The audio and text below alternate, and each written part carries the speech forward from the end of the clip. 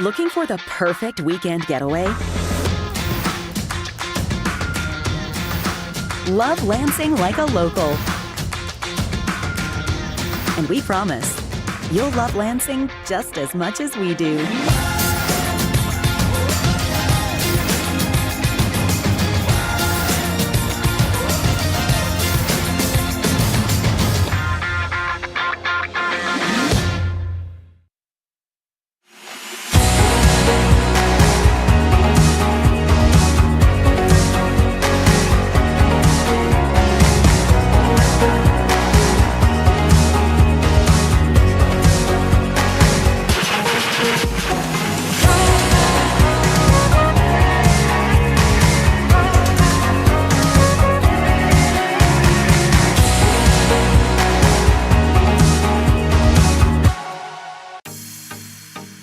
You're watching My Michigan TV.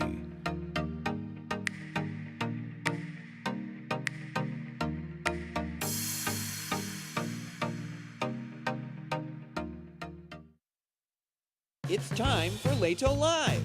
Join author, historian, radio host, and YouTube sensation Steve Lehto as he breaks down Michigan's top stories, talks with business leaders and professional experts, and checks out the variety of statewide festivals and events that Michigan has to offer.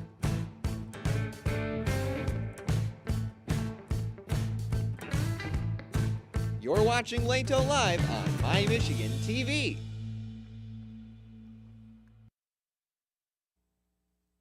And welcome to My Michigan Television. It's Thursday. It's the calm before the storm. They tell me it's going to snow tomorrow. And they've been right the last few times. So right now it's 35 out. Going to hit a high of 39 maybe. But tomorrow snow. And they're saying 100% chance of snow. Just depends on where you are as to how much you'll get. But Saturday, 41 degrees. So whatever falls Friday will begin to melt on Saturday. And believe it or not, from that day forward, all of the highs are above freezing. So I do think that we're right now in the end game of winter. The end game is what I like to call it. But the major winter storm is expected to hit southeast Michigan tomorrow. From Mark Hicks at the Detroit News, southeast Michigan could see a repeat of stormy, wintry weather tomorrow. Strong low pressure system arrives in the Great Lakes region with heavy precipitation and significant mixed precipitation and snowy amounts possible. Snowy amounts. The National Weather Service reported in an outlook, mid-Michigan through northern Michigan could see as much as 6 inches. But most of the 6 inches will be further north, although I think north is that way. Mid-Michigan, like I said, 6 inches. Be sure to monitor future updates as this low pressure system has the markings for a major winter storm across portions of the state, officials say. Before that, a brief light wintry mix of rain, snow, or freezing drizzle is possible. Again, north of M59 at southeast Michigan into Wednesday morning. Don't remember seeing that. But a small window for rain and snow showers will happen. And then temperatures are going to top out in the low 40s today and then drop into the 30s tonight. And so don't forget, we did have the ice storm not so long ago that caused massive outages for hundreds of thousands of people. Now, that was on February 22nd, but believe it or not everyone had their power on. And believe it or not, DTE and Consumers Energy, as of last night, still had 42,000 customers without power last night, 42,000. Now, I hope they got some of those people turned on overnight and this morning, so that number should be lower. But as of this morning, the storm is expected to hit the middle part of the lower peninsula, the hardest, with Saginaw getting up to 12 inches of snow. Saginaw. Flint, 8 inches. Grand Rapids, 6 to 8 inches. Lansing, 6 to 8 inches. And, you know, I often talk about the fact that I lived in Bad Axe, Michigan for a couple of years. I often don't mention that I worked in Saginaw for a few years also. So I'm very familiar with Saginaw and Frankenmuth and all those areas up there. And the reason I say Frankenmuth is the station I worked at in Saginaw at one point moved to Frankenmuth. And so for a while, I was broadcasting for WKNX Saginaw and then later WKNX Frankenmuth. But good times, good times. When you're commuting to a job like that and there's 12 inches of snow called, you leave real early and hope you get there. Metro Detroit is expected to get 4 to 6 inches of snow, with the upper outskirts north of 96 possibly getting 6 to 8. They're actually saying, this is how good they are with prognosticating the weather, that they're saying parts of Detroit will get more, parts will get less, and they're drawing it right down that 96 corridor. A light glazing of ice is possible in some areas, according to the National Weather Service, along with winds of up to 40 miles per hour at times tomorrow. So a lot of snow, a lot of wind, but we think this is going to possibly be the last hurrah for winter, as I like to say. So we'll see how that goes, but tomorrow might have some ugly driving, especially in the afternoon. So I was looking at the hourly forecast. I've got one of them weather apps on my phone, and it shows that there's no snow, and all of a sudden there's snow, and it's boop, the rest of the afternoon. So I think tomorrow morning might be okay, but we'll see. And again, it depends on where you are. But Saginaw, really hard hit. Detroit, somewhat hard hit. So now we had that shooting at Michigan State University a couple weeks ago, and 3 people perished. 5 people went to the hospital. MSU stepped up and said, we'll take care of the hospital bills for all of those in the hospital, and they're going to take care of the funeral expenses for those who perished. But of course, people are asking, what will they do now? What do you do now? They've had a shooting on the campus. Can they do anything to step up security maybe? And so MSU does now have plans to step up security on campus. Candace Williams and Kim Kozlowski write this to Detroit News, that they're going to be putting door locks on classrooms and other security measures after the shooting. And that's the interesting thing, is that many classrooms don't have door locks, so that someone can just come and go whenever they feel like it, and you can't lock somebody out, which you'd like to be able to do with preferably a deadbolt, right? So Michigan State University officials on Wednesday outlined new security measures, including the adoption of classroom door locks and extending by 5 hours each day when key cards need to be used to enter buildings for its East Lansing campus after the February 13th shooting that killed 3 students and wounded 5 others. The university also plans an independent review of the security response to the shooting. I'm sure that the police are doing their own investigation, but it's not bad for the university to also investigate. By fall, MSU plans to outfit 1,300 classrooms on campus with a lock system that will allow instructors to secure classrooms while maintaining building and fire code compliance, according to the university. That's the other problem, is obviously you can't have doors that get locked that can't be unlocked in an emergency by the right person. The system will also allow first responders to enter the spaces during an emergency. The university may also consider other doors outside of classroom settings for additional safety measures. In addition, beginning on March 13th, campus buildings will require key card access between 6 p.m. and 7:30 in the morning. Previously, most buildings were open except for 11 p.m. to 7:30, so bringing that a lot up earlier in the evening. The actions we're outlining today position us on a path to reclaim our sense of safety that was so violently taken away from our community, says the interim president there, Teresa Woodruff, in a statement she made yesterday. These steps will provide more robust security on campus while better preparing our community to respond in these unfortunate situations. Other measures include adding more cameras to the network of more than 2,000 security cameras already on the campus, and mandatory active violence intruder training. One of the problems, of course, is the campus is so large. It's 8 square miles. 8 square miles for the campus, Michigan State University in East Lansing. It's a very, very large campus. It's spread out. On the night of the shooting, campus police investigators could not review footage from Berkey Hall, where 2 students were killed because there were no cameras inside, says the vice president of the school.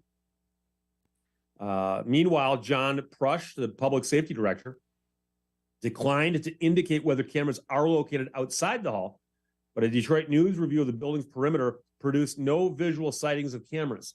So Detroit News went out and looked and couldn't find any, but they still could be there, but it's doubtful.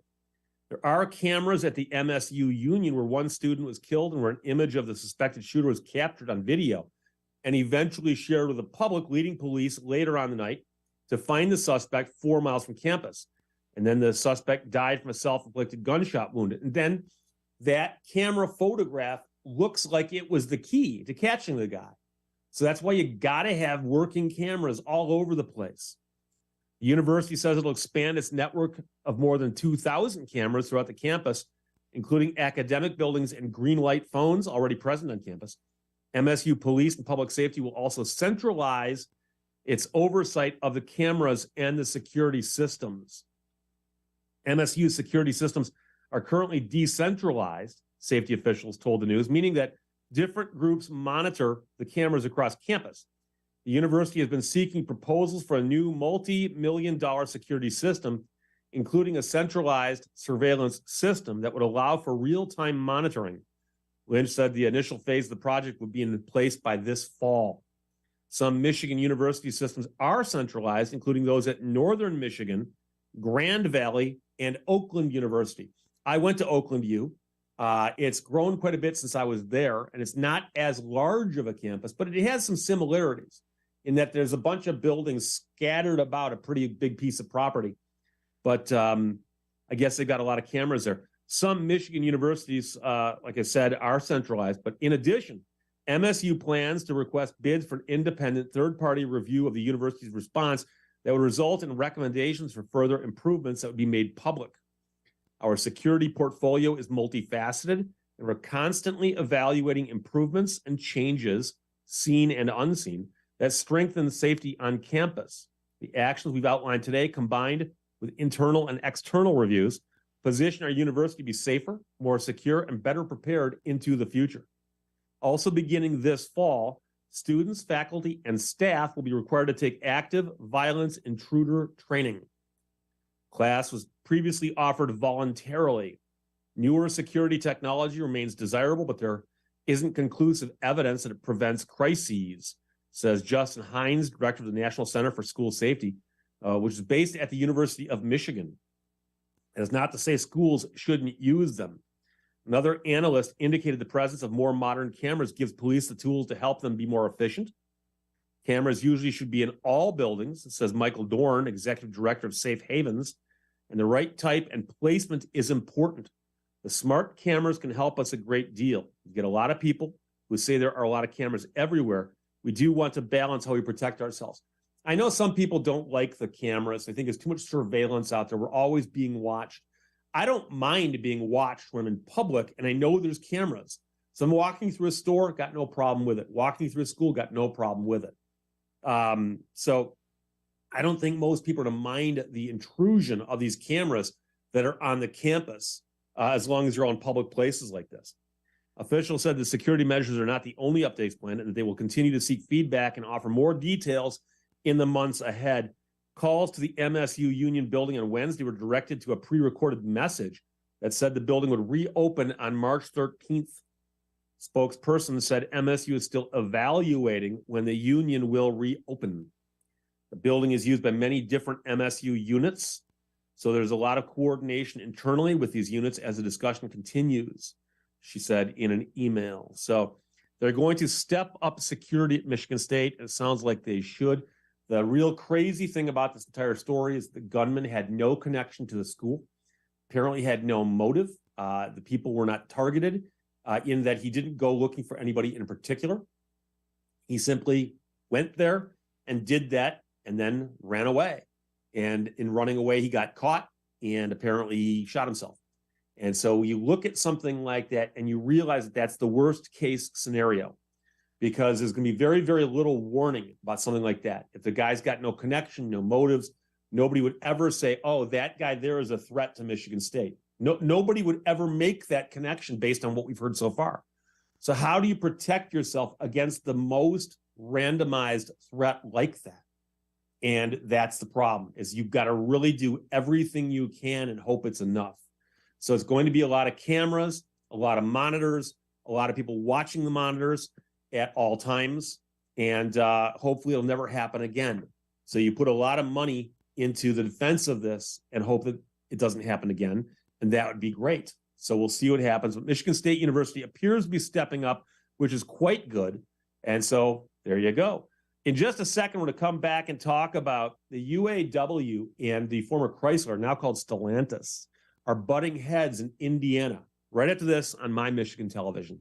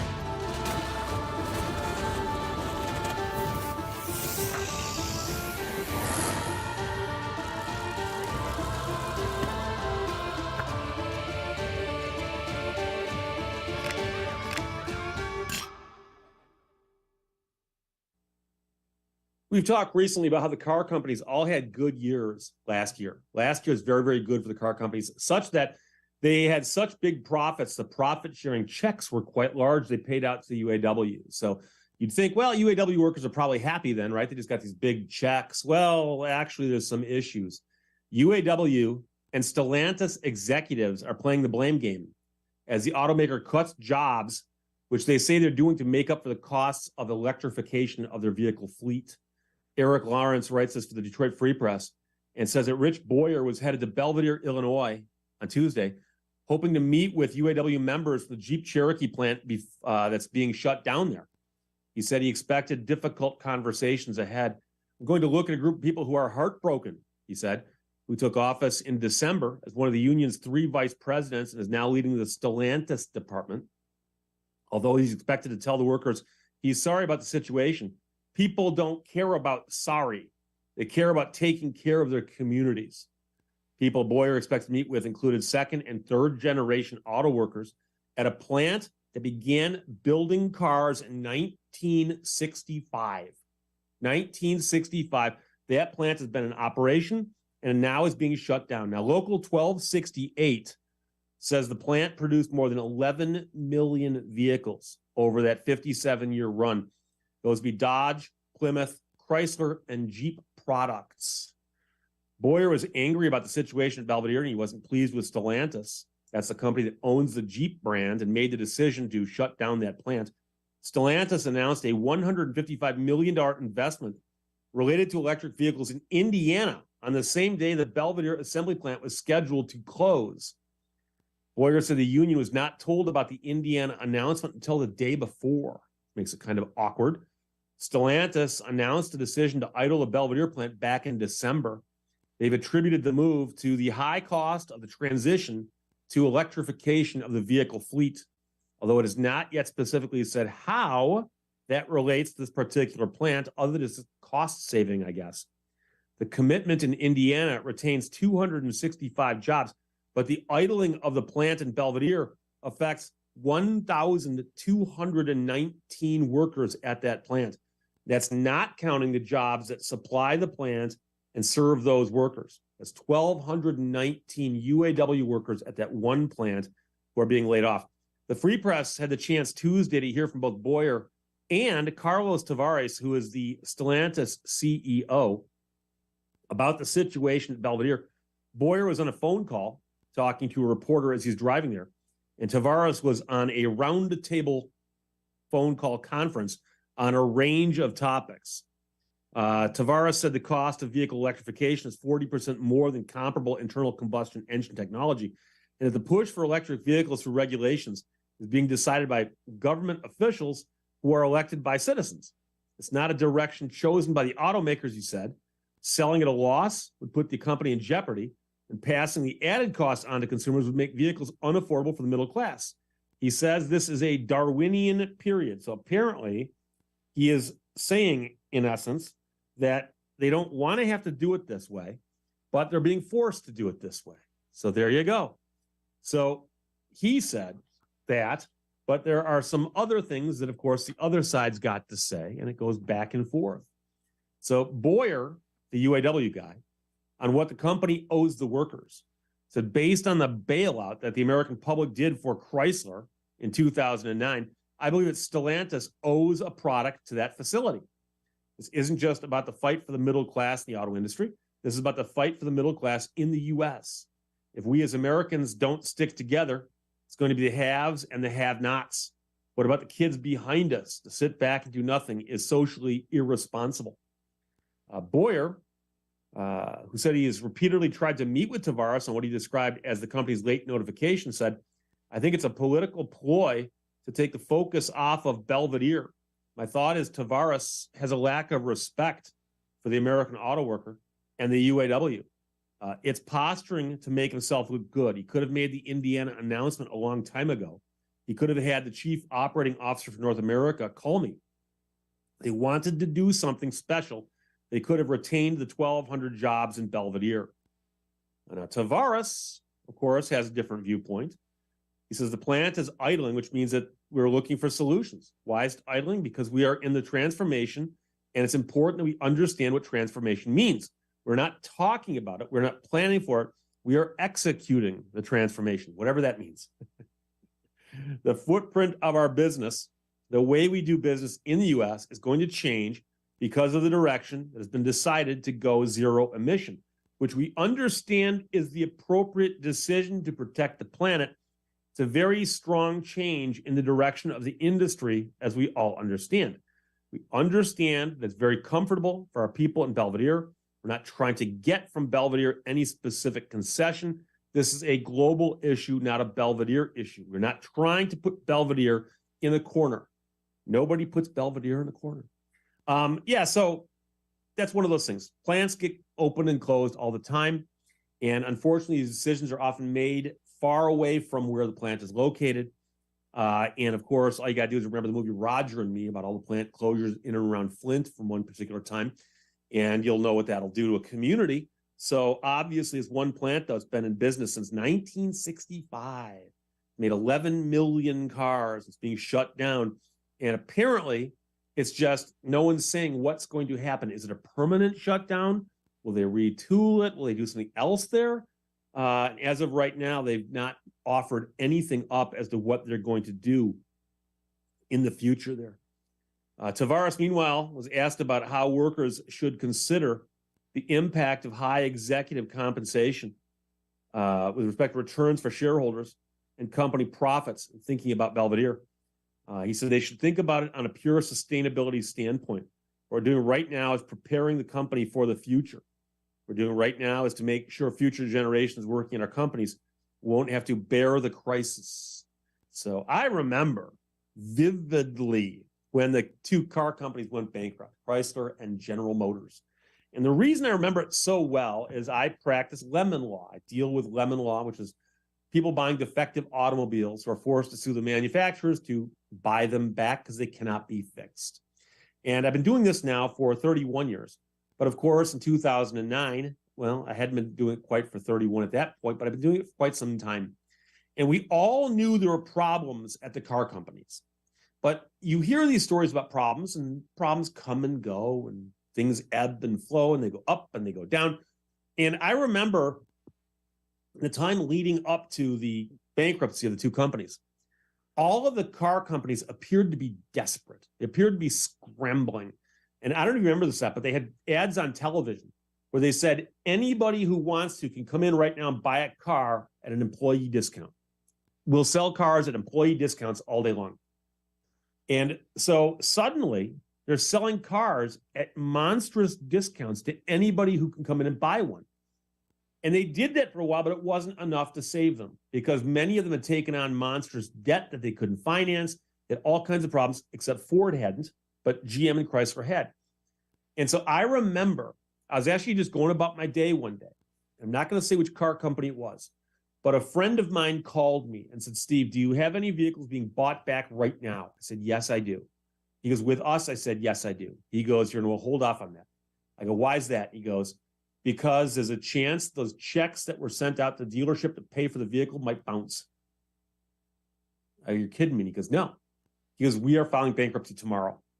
He goes, no one knows. You can't tell anybody, but we're filing bankruptcy tomorrow. I said, okay. So I had a client who was scheduled to go drop her car off that day. And I called her and said, emergency, do not go. Do not go. Keep your car for now. We're going to get this straightened out, but we don't know how long it's going to take. So she goes, oh, really? And I said, yeah. I go, you don't want to turn your car in to get a bad check. So she didn't turn her car in. Next day, bombshell, car companies declare bankruptcy. It's all over the news. And I have other friends in the business who apparently didn't get the courtesy call I got. And we're all calling back and forth because we're all friends. And they're panicking because several of them had clients drop off cars, pick up checks, and the checks bounced. The checks bounced. And there was about a 2 or 3 day period of time where I called my guy inside one of those companies. I said, hey, look, I go, those checks, you got to make them good. He goes, oh, we're going to. He goes, we have to. He goes, we know we have to. He goes, but unfortunately, because of the way bankruptcy works, you can't just declare bankruptcy, but keep paying off some bills on one side without court approval. I said, yeah. I said, but you have to understand how explosive this situation is, because what's going to happen is there can be people calling newspaper reporters right about now. We're going to say Chrysler or General Motors just wrote me a bad check and they stole my car. And he goes, oh, no. We know that. We anticipate that. I said, well, just to let you know, 2 days later, I believe it was the Detroit Free Press. I still know the name of the reporter because I spoke to him. And I said, none of my clients got stuck like that, but I know other attorneys who did. And I gave him the names of other attorneys who had. And one attorney said that he had four clients who dropped off their vehicles and the checks bounced because of that. So, it's a crazy story, but my client didn't. And then about a week or two later, I got the notice that my attorney friend sent to me. And he said, just to let you know, he goes, those checks are now good. And there was a court order that had allowed them to authorize the manufacturer to cut checks to consumers who had lemon law claims that were being settled. And it made complete sense to do that because if you think about this, if the manufacturer buys a vehicle back and they cut a check for it, they're giving money and they're getting something of value. And they can take that vehicle and they can repair it and sell it at auction. So it wasn't like them paying off just debts. They were actually exchanging it for something. It's one of the reasons that the court approved it so quickly. There were other people who didn't get paid. And I think I mentioned, I don't remember if it was on a video here or a video on my channel or a my TV show here. But I had another friend who was an attorney at a big law firm that did a ton of work for one of the big 3 car companies. And I was talking to him early one year and he goes, oh my God, last year's horrible. I go, what happened? He goes, well, when the 2 companies went bankrupt, he goes, one of them was my main client. And him and his department had billed them something like $10 million. It got written off in bankruptcy. And he goes, yeah, one stroke of a pen, boom, there goes $10 million of billable hours for me and my department. And so he and his department had put in $10 million of billable time on the account with one of the big 3 and got zero for it. Nothing. And the guy told me, he goes, you think that's bad? He goes, number one, he goes, I get a salary from the firm, but the bulk of my compensation is my bonus. Because he's a partner. He goes, I get a bonus based on how much money I brought in, not on how much you bill. And see, that's one of the things that a lot of people think. They go, oh yeah, you get billable hours. Well, the billable hours are only good if they get paid. And he said that when car companies declared bankruptcy, people on the partner board said, well, we got to wait and see if any of that money gets paid. And it didn't. And he said it went from him and his department doing like $12 million in business to doing $2 million or something crazy like that.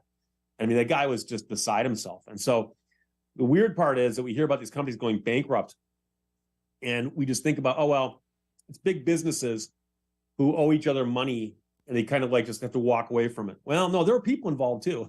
A lot of people involved.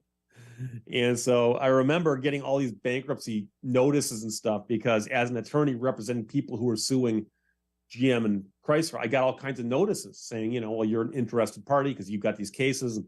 It's just a nightmare. And you see these stacks of documents in the mail because I get one for each client. I'm like, oh God, when's this going to end? When's it going to? And it got resolved pretty quickly. And I was pretty impressed with that. And I do think it was a good thing the government did by bailing them out in the way they did. But I know a lot of people lost money. Like I said, my friend got hosed. My clients didn't, though, which is the important part. And to this day, whenever I bump into that one attorney, I make sure no one else is listening. And I say, just want to thank you for that phone call. And he knows what I'm talking about because you're welcome. So I don't know if you would have gotten in trouble if somebody had said, wait, you told somebody that we were going bankrupt a day before we did. But an organization that large, it's hard to keep secrets. But I didn't tell anybody. I just simply called up my client and said, do not go in today. I'll explain it to you. And a day or two later, I explained it to her. But luckily, she took my advice. And otherwise, she would have turned her car in, gotten a bad check, gone to her bank, tried to deposit the check, gotten hit with $60 or $70 in overdraft fees. And then she'd have no money for the car she's no longer got. So that would have been crazy. By the way, don't forget that tonight, it's Thursday, right? It's Thursday. So tonight is Michigan Fun with Mike Sukent. And Mike Sukent is a good friend of the channel. He's a good friend of mine. And he runs MichiganFun.com. Michigan Fun, of course, is a website and a magazine. And they cover all kinds of stuff that happens in and around the state of Michigan. There are so many festivals and events and fairs and you name it, stuff's happening at any given time in Michigan somewhere, okay? So MichiganFun.com is the website, but he's got a show right here on MyTV. It's called Michigan Fun, and it's on Thursday nights, which is tonight at 7 o'clock. So log in tonight or use your device or your phone or your computer, whatever you've got. Log in tonight, MyTV at 7 o'clock with Mike Sukent. He's got 3 guests lined up. He's going to talk to somebody from the Marquette Builders Show. Yes, they build things in the UP. And then the Bay City St. Patrick's Day races. And, I every year think I should go up there and run those. I've not run any of the Bay City St. Patrick's Day races, but they're known for this. There's foot races in and around Bay City on, as you imagine, St. Patrick's Day, which is coming up, by the way. And then, of course, the Michigan Heroes Museum in Frankenmuth. A gentleman will be on there talking about the museum in Frankenmuth that honors Michigan heroes. It's a very, very cool museum in Frankenmuth, the town where I used to work as a disc jockey, along with Saginaw and Bad Axe and others. We'll be right back after this on My Michigan Television.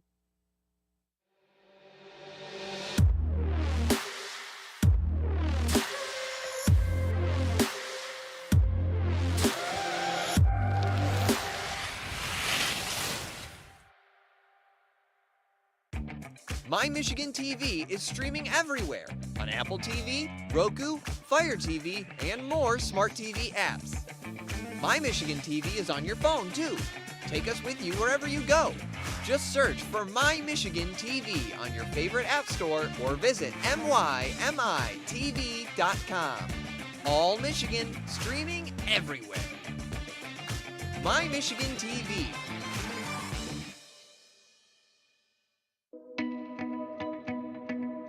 We've all been looking forward to a return to normalcy, especially when it involves a breath of fresh air, a dip in the water, the chance to explore, or just the opportunity to take a break and enjoy the view. Our time is now. Start making your plans now to visit Ludington at pureludington.com.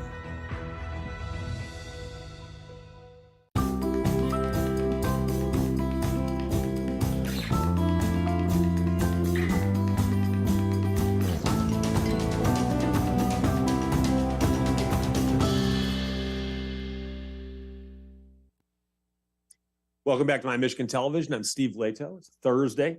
AAA says that more motorists fear riding in self-driving vehicles than they thought.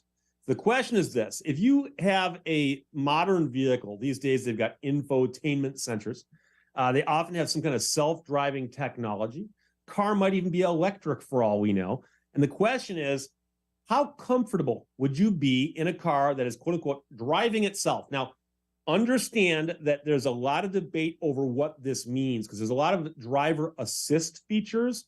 So you might buy a car, for instance, if you're driving down the road and you drift over towards your lane edge, it might give you a signal to let you know you're drifting, okay? So that's the kind of thing that some people might say, well, gee, that's just, driver assist. I think I deal with that. What about the idea of someone actually said, this car will drive itself? You can get in the back and take a nap. How comfortable are you with that idea? I would say not at all. But turns out I'm not alone. Charles Ramirez writes for Detroit News that more drivers this year are afraid of riding in a self-driving vehicle than last year, according to the new AAA survey. So the number's climbing, not going down. 68% of drivers are afraid of riding in a self-driving vehicle, up from 55% last year. AAA said it's the largest annual increase in the survey since they started asking this question back in 2020. We did not expect such a dramatic shift in consumer concerns from previous years, says the spokesperson for the Auto Club in a statement today, though it isn't entirely surprising given the number of high-profile crashes that have recently occurred from over-reliance on current vehicle technologies. Think about how long ago it was that you first started hearing about self-driving cars hitting fire trucks or ambulances or doing goofy things, or people getting killed in cars, and people say, I think the guy was letting the car drive itself. And there's often a big fight over exactly what happened, but each one of those events hits the news and causes people to go, I don't know if I trust that. The study also found that there are a lot of misconceptions about automated vehicles. Nearly 1 in 10 drivers believe that you can, right now, buy a vehicle that drives itself while they sleep, which is not true. And that's partly the fault of certain car companies using improper descriptions, such as full self-driving, which would imply to you that it does self-drive fully, which it apparently doesn't. And the argument is, well, full self-driving is just a term of art. It's just, it's a trademark. It's a brand name or something. Yeah, but it doesn't fully self-drive? No, but it is full self-driving. Okay. AAA said the perception the car can drive itself while its operator is sleeping may stem from social media videos of motorists misusing the driver assistance technology. Survey also found that the names of manufacturers have given their vehicle systems confuse consumers. 22% of Americans expect driver support systems with names such as Autopilot, ProPilot, or Pilot Assist can drive a car by itself without any supervision. It's the last thing we need is people to think these cars can drive themselves when they can't. Most new vehicles are equipped with some level of advanced driver assistance technology, which can enhance the safety of motorists if used properly. However, it's important to clarify that there are currently no vehicles available for purchase that allow someone to fully disengage from the task of driving. No, you cannot climb in the back and take a nap. Still, the poll said American consumers are not completely against advanced vehicle technology. 6 in 10 said they would definitely or probably want things like blind spot warning, adaptive cruise control, and automatic emergency braking in their next car purchase. Right now, I think my Ford Explorer's got a blind spot warning, but it's simply a light that comes on in the mirror so that if a car comes into my blind spot, a light comes on to let me know there's a car there that I might not be able to see without turning my head. And the same thing happens on the other side, but nothing goes off like an air raid siren or stops me from doing something stupid. It just suggests I shouldn't do anything stupid. AAA said its survey was conducted online and over the phone back in January, with a probability-based panel designed to be representative of the overall U.S. household population. More than 1,100 interviews were done for the survey, and 949 of them qualified. The margin of error is considered 4.3%. So as it is right now, Americans, although some of them think self-driving cars exist, which they don't, are not comfortable with the idea of them just yet, which is fine because they don't exist yet. But that might be part of the problem, is the disconnect. And by the way, there are people out there. This guy named Alex Roy, one of the original early cannonball guys, the cannonball race across America. Figuratively speaking, it's not an actual race, but it's against the clock. And Alex Roy has been writing for years about automotive technology. He's all over the internet. He's got a Twitter feed and so on.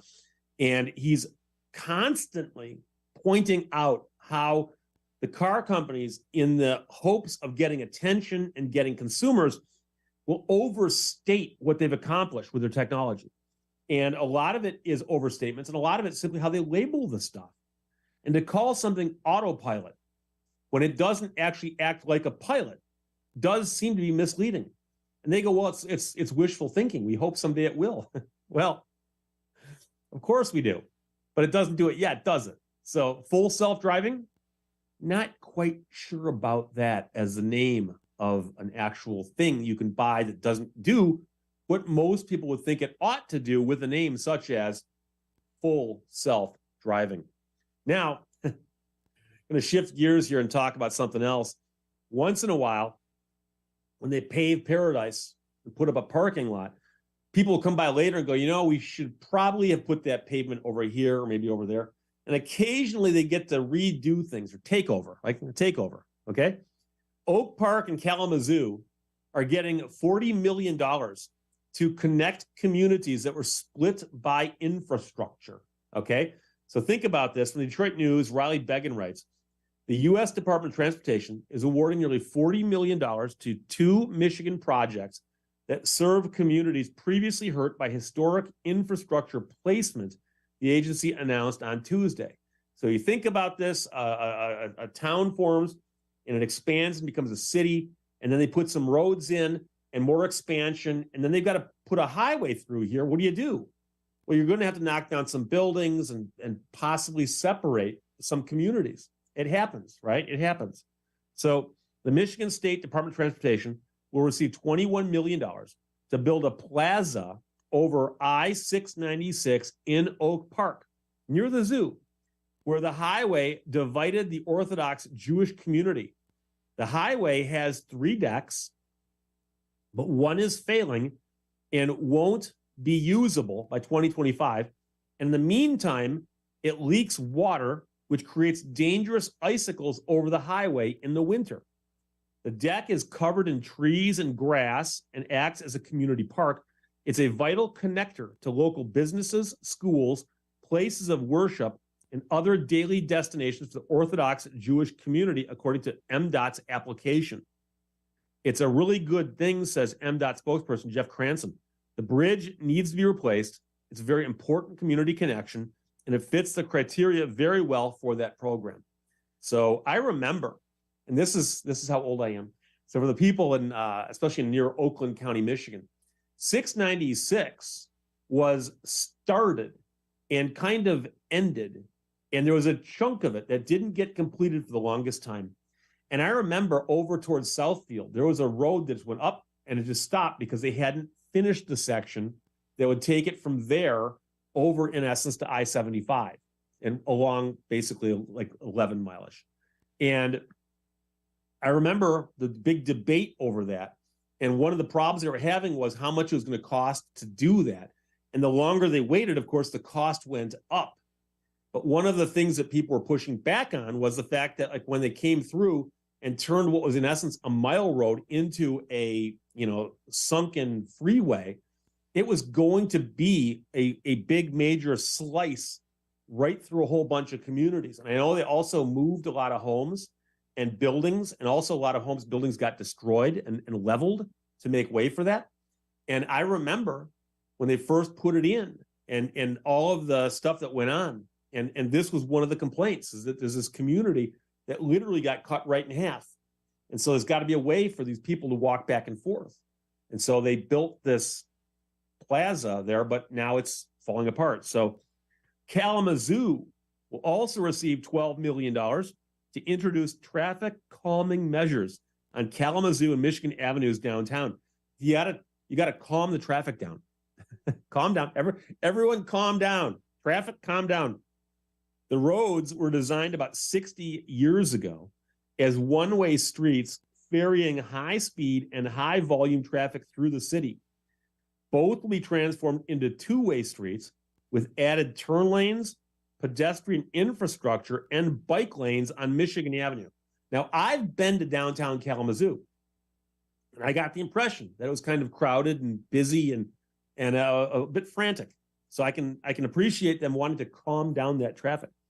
When the roads were originally designed, it followed the historic redlining practices, DOT wrote, creating a barrier between Kalamazoo's north side neighborhood, which was predominantly black, and the central business district. The projects are two of only 6 nationwide directly funded to begin building. The other 39 projects granted funding around the country are for planning. Overall, the agency doled out $185 million in grants for 45 communities. Transportation should connect, not divide people and communities, says the transportation secretary.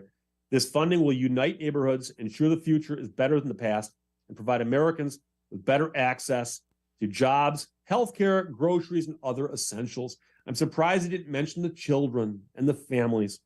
The funding is part of the Reconnecting Communities Pilot Grant Program, a $1 billion initiative that aims to remediate problems caused by old infrastructure projects, most commonly those that hurt communities of color.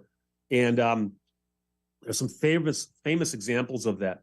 The Department of Transportation also gave $105 million to improving I-375, which destroyed Detroit's Black Bottom and Paradise Valley neighborhoods through a separate grant program. And that's the one I was thinking of, is Black Bottom, because where 375 is, if you're coming south from, like, say, the Madison Heights area, coming down 75, and 375 goes straight, 75 cuts around this way.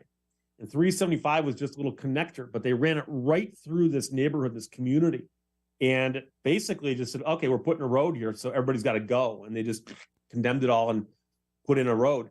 And, that is how they do things. But people noticed over the years that quite often it seems that those kinds of improvements, more often than not, seemed to impact certain ethnic groups and certain demographics more often than others. And why that is, I don't know. I wasn't there at the time, but it does seem like something may have been done wrong. And so they are, in some ways, trying to look to see if there's something they can do about some of that stuff. Of course, that's quite historic in nature. But I had not heard about the connection between 375 and the two neighborhoods, Black Bottom and Paradise Valley, until much, much later. And of course, when you grow up and you have always had a road someplace, it's hard to remember that there was a time before there was a road there. And in fact, I just started reading a book called Democracy in America by Alexis de Tocqueville. And he came to America from France in the 1830s, in essence, to see how the experiment was working. And he later wrote a book called Democracy in America. But he also wrote some essays, including an essay called A Fortnight in the Wilderness. And he came to Michigan in 1830. And he talked to a bunch of people in Detroit, because he was working on his main book, Democracy in America. And he was thinking about going out and exploring some of the frontier. He heard about this frontier in America. He wanted to see it. So he asked some people, he said, what happens if I head just straight north out of Detroit? They go, you can't do that. And he goes, why not? And they go, it's impossible to get through. They go, there's woods so thick, you can barely get through them. And they're filled with Indians and wild animals, and you won't survive. It's impossible. He asked around, you realize, he said, well, you know something? I'm going to try it. And there actually was a trail, an old Indian trail from Detroit up to Pontiac and then on to Saginaw called the Saginaw Trail. So he followed that trail. And later he wrote, as a famous quote of his, he said, a mile outside of Detroit, the road went into the woods and never came out. And he did eventually make it to Saginaw. And he describes what he passed through in 1830. And it was just this untouched wilderness forest of trees that were hundreds of years old and hundreds of feet tall, and wild animals in Oakland County, in Genesee County. It's hard to imagine that now when you can walk that same route. It's basically Woodward Avenue up to Dixie Highway up to Saginaw. Weren't those roads always there? No, they weren't. Alexis de Tocqueville walked that direction back in 1830, and it took him a fortnight because he wrote an article called A Fortnight in America. So it's fascinating to read about, but it reminds me of this kind of stuff. So we'll see. I often talk about scams as well. There's another scam going around right now. It's timely because tax season is almost upon us.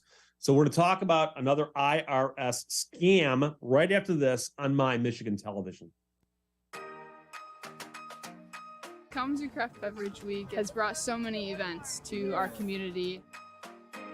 Has been such an incredible benefit to local area bars and breweries like ours. I think just the fact that there is such a thing is pretty special for our community. To taste great craft beer, craft wine, craft spirits in the Kalamazoo community and see what we really have to offer.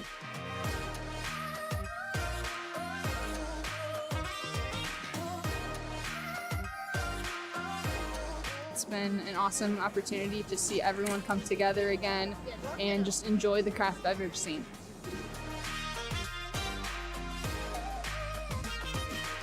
No matter where you choose to go for Kalamazoo Craft Beverage Week, you won't be disappointed.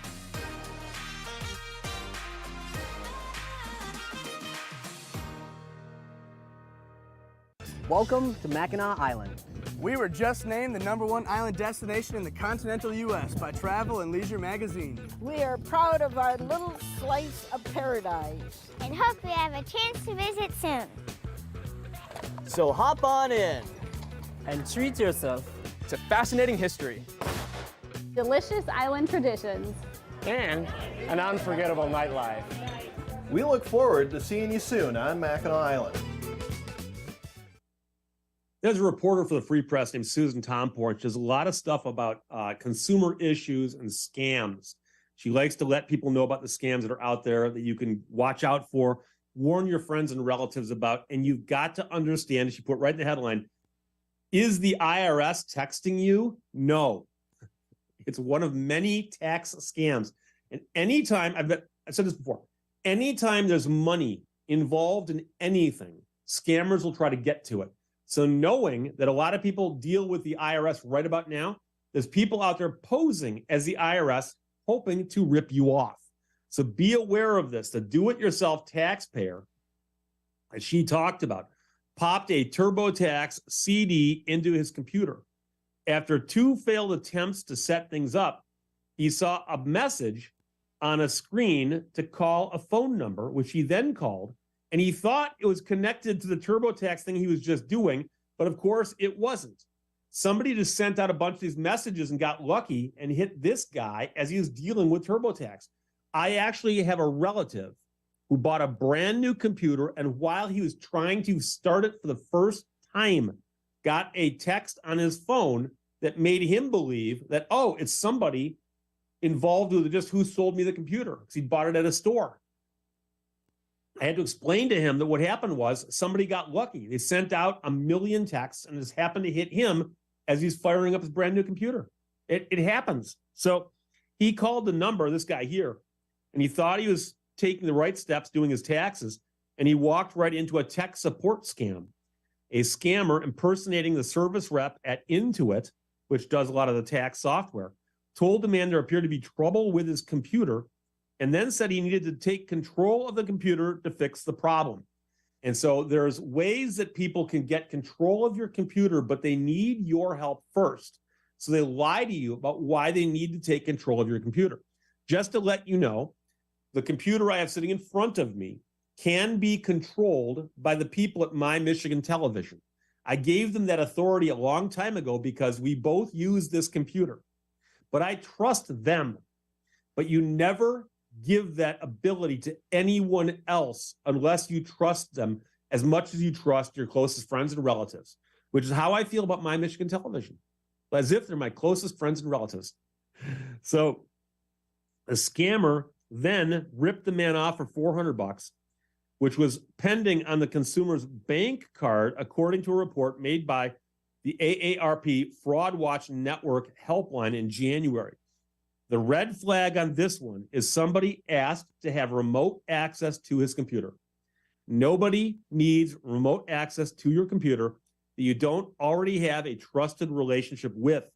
says the director of victim support from the AARP. As we're working our way through tax season, it's important to realize that tax scams aren't just limited to those phony IRS phone calls that claim you owe the government a lot of money. The crooks use all sorts of strategies to get your cash.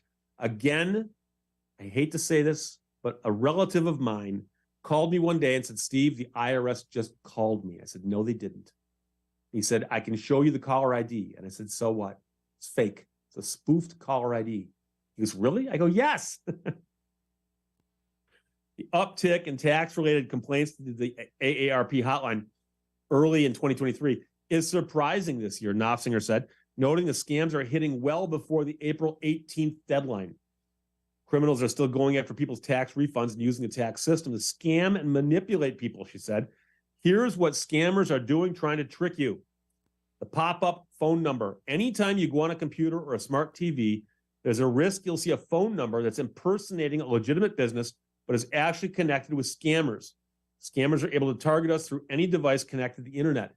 Keep in mind that when it pops up and it says who they are, that is not reliable. That is not reliable. Con artists might insist you need to pay some sort of activation fee or a fee to cover the service or to fix a problem, or they're going to ask for remote access and try to gain access to your bank account and so on. The Better Business Bureau warned that the BBB scam tracker has seen more reports about scammers catching people off guard with pop-ups on their smart TVs. Their objective is to steal your personal information and your money. One way to avoid a scam is before you call a number, take time out to cut and paste it and do a Google search. I do this all the time. So I get phone calls on my cell phone, my desk phone. I don't recognize them. And I go, who was this? Before I call it back, I Google it. Half the time I discover it's a scam.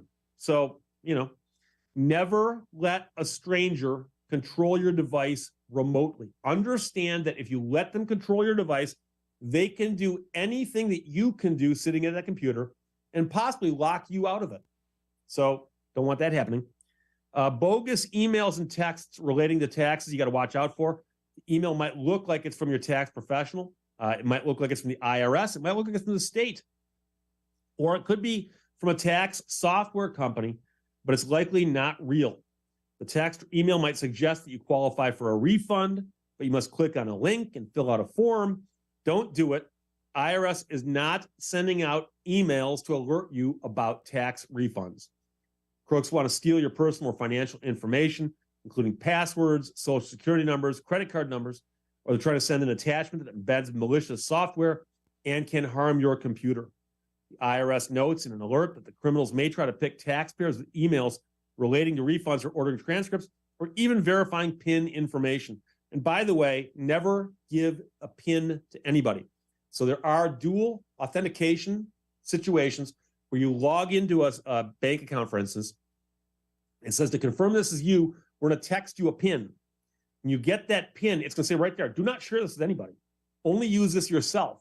So if someone calls you and says, hey, we got trouble at the bank right now, we're going to send you a PIN. Can you send that PIN over to us? That's not how it works. The PIN is to verify that you are you, not that someone else is you. Some fake emails or phone calls even say your social security number is about to be canceled if you don't take action. That one is so stupid that it works. We're about to cancel your social security number. Oh, darn.